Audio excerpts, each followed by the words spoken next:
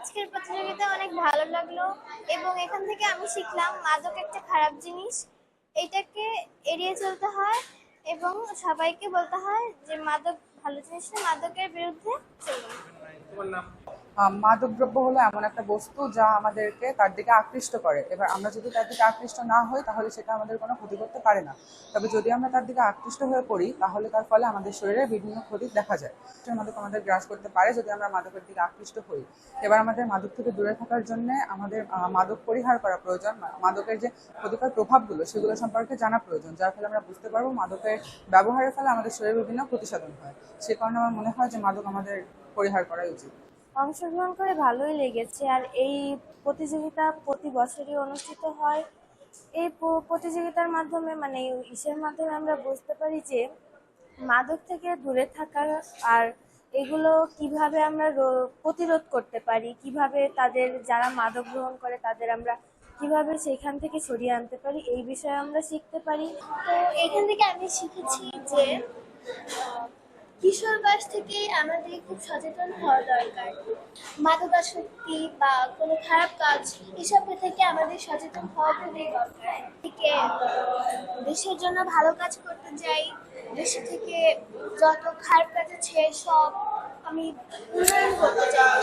মাদক দ্রব্যের অপব্যবহার ও অবৈধ পাচার বিরোধী আন্তর্জাতিক মাদক বিরোধী দিবস 26 জুন 2026 উপলক্ষে এই গোপালগঞ্জ শিশু একাডেমিতে মাদক দ্রব্য নিয়ন্ত্রণ জেলা কার্যালয় গোপালগঞ্জের উদ্যোগে এই চিত্রাঙ্কন প্রতিযোগিতা অনুষ্ঠিত হচ্ছে।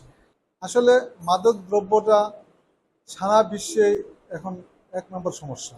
এই সমস্যা থেকে উত্তরণের জন্য সরকার চতুর্দিক থেকে চেষ্টা করছে। প্রতি বছরের ন্যায় এবারও আমাদের গোপালগঞ্জ জেলায় মাদক বিরোধী চিত্রাঙ্কন প্রতিযোগিতা আয়োজন করা হচ্ছে।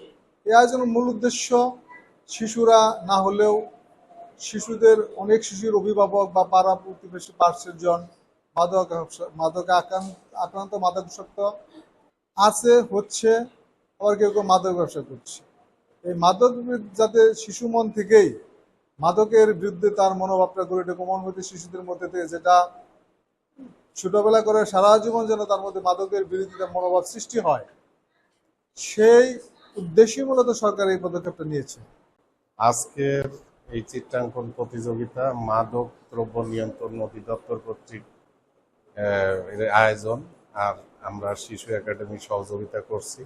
এখানে মাদককে না বলুন, মূল থিমটি হলো এই যে এই মাদক দ্রব্যের বিষয়ে শিশুদের সচেতন করে তোলা, যাতে করে তারা এই শিশু অবস্থা থেকেই মাদক দ্রব্যের অপব্যবহার মানে মাদক দ্রব্যের ক্ষতিকর দিকগুলো বুঝতে পারে এবং এগুলো থেকে নিজেদেরকে সম্পূর্ণরূপে মুক্ত রাখতে পারে।